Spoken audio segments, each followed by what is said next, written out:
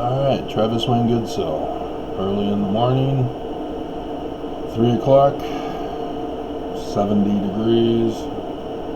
Got the air conditionings going. Oh man. Alright, so if you've been paying attention to my videos the last several days, you notice that I've been informing Mormons, who is my intended target audience, who I'm trying to warn, who are refusing to listen and are dying instead of listening.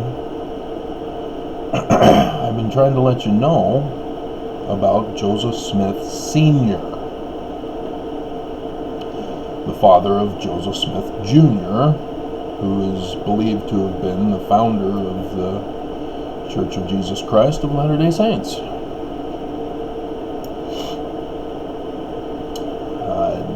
But I've been letting you guys know that Joseph Smith Sr.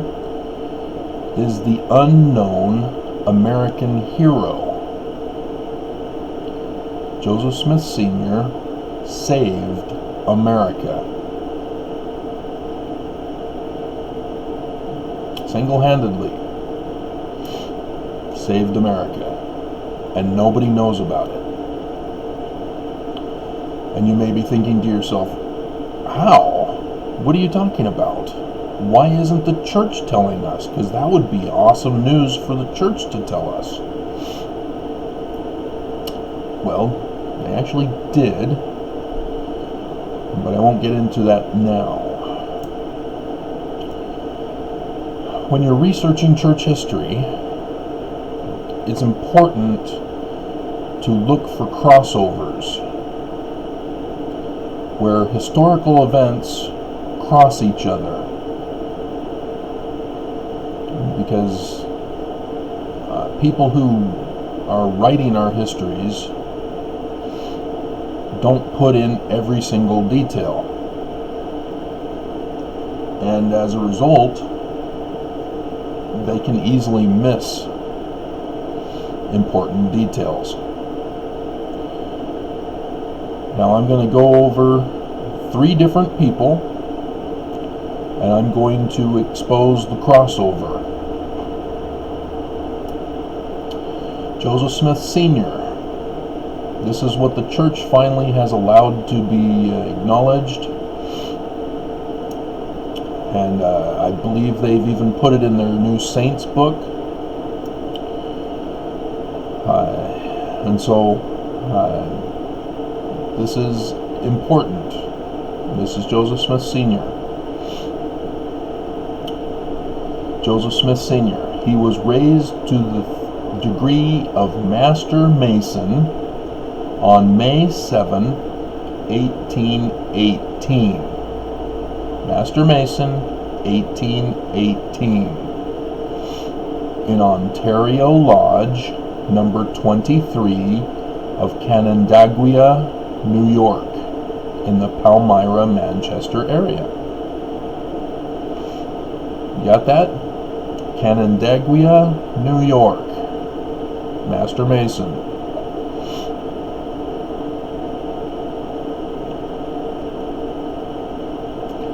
Alrighty, now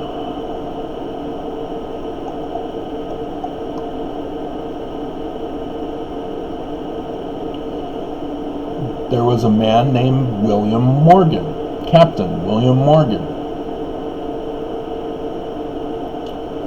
On September 11th, 1826, Morgan was arrested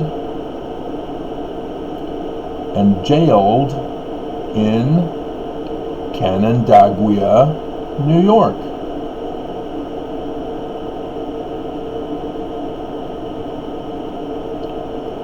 Third person. Catching the crossover yet? Heber C. Kimball. In 1823, Kimball received the 3 craft degrees of Freemasonry in the lodge at Victor Flats, Ontario County, New York. In 1824, he sent a petition to the chapter at Canandaigua, New York, to receive the Yorkite degree of Royal Arch Masonry. The crossover in each of these 3 separate individuals is Canandaigua, New York. Isn't that interesting? William Morgan, Joseph Smith Sr., Heber C. Kimball. They all cross with information about Canandaigua, New York.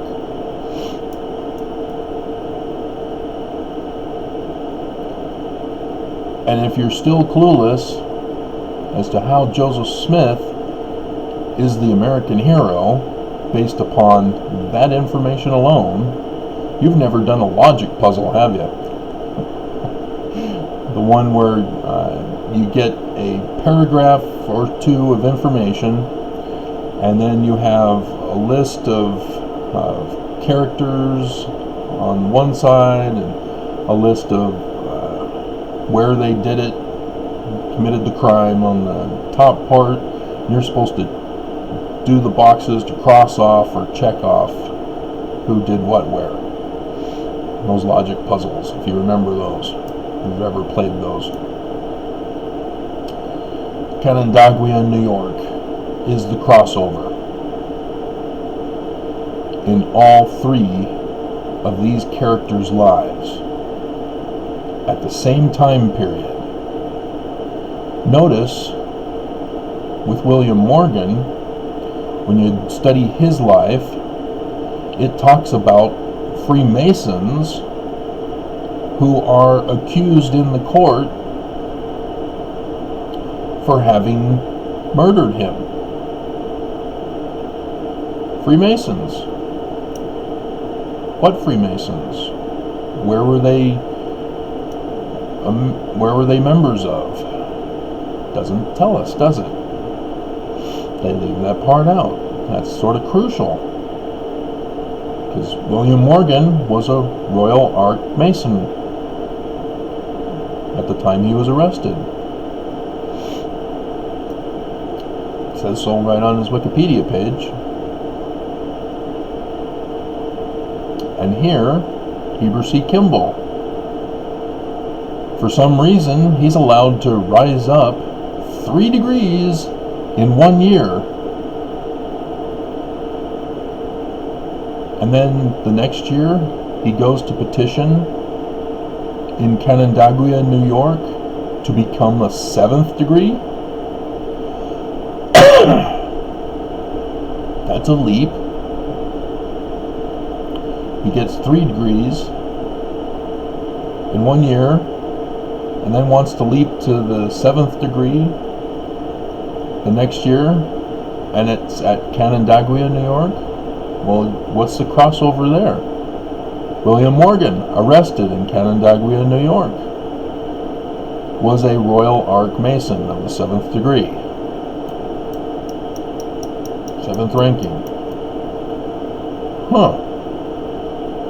Well, was it just Yorkites that were in existence in New York at the time? Were there any other versions of Freemasonry? If you're unfamiliar with Joseph Smith Jr. becoming a Freemason in 1842, was it Yorkites? Was the Grand Master who gave him the Freemason positions, was he Yorkites? No?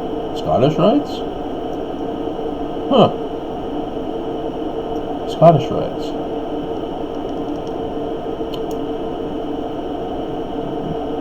See, because of this crossover of Canandaigua, there's a whole lot of questions people need to be asking in the church. about church history.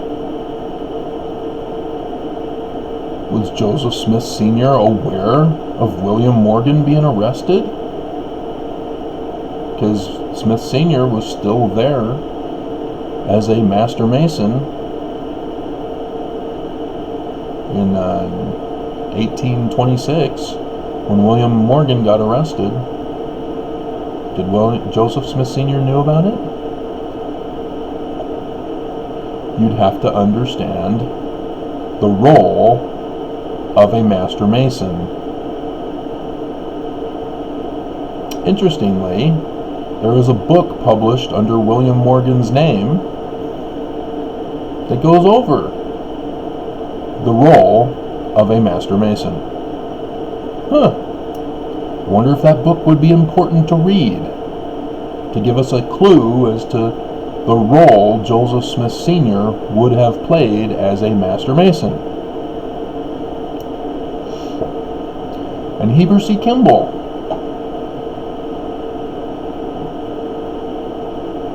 Why is he able to receive 3 degrees in 1 year and then the next year apply at a different lodge? Why not the same Victor Flats Lodge? Why is he going to a different lodge that year and wanting to skip ranks to number 7? What's going on? Why doesn't he mention Joseph Smith Sr.? He joined the Church of Jesus Christ of Latter-day Saints. He knew Joseph Smith Sr. Joseph Smith Sr. was the patriarch of the church. Why doesn't he mention Joseph Smith Sr.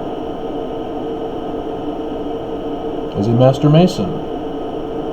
What is the role of a Master Mason? What's going on? What information is not being revealed to us? These are the kinds of questions church historians should have been looking for, and all failed to make the connection.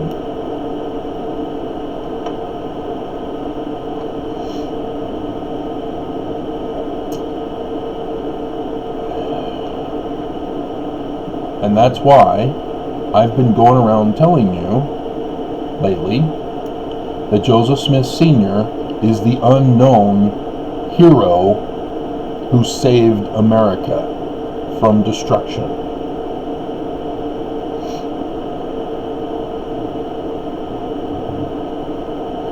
And I've been going over previously, long before, I published a book, several books. I tried to do it in chapters, publish each chapter, and then I combined the chapters into one book. Let's see if I can remember the title of it.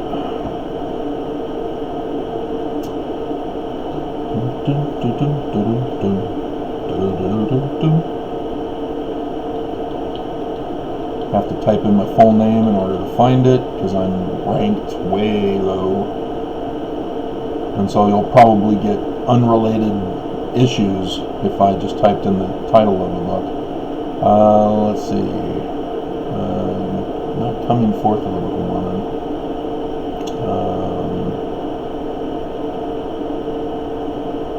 But I think it was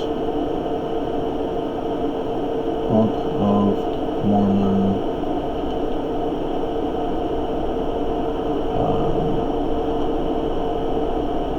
I can't remember the title. There's Book of Joseph, Book of Mormon Lessons, Mormon Temple Porn, Real History of the Book of Mormon. There it is. Truth about the most lied about book. How would the Book of Mormon tie in to Canandaigua, New York? See, again, if you don't question, why are all these 3 people talking about or associated with Canandaigua, New York? What's going on? What's going on with Freemasonry? What's the Yorkites? What's the other rites? that was prevalent. Why is Heber C. Kimball obviously lying to us? Are you paying attention to the lies Heber C. Kimball tells? And when you understand the connections, you will understand why the real history of the Book of Mormon is also the history of America and the one man who saved America in 1826. Joseph Smith Sr. And so when I inform you that Joseph Smith Sr. is the Lord encoded in the Doctrine and Covenants, ripping Joseph Smith Jr. a new one for having lost the 116 pages of the Book of Mormon to Martin Harris,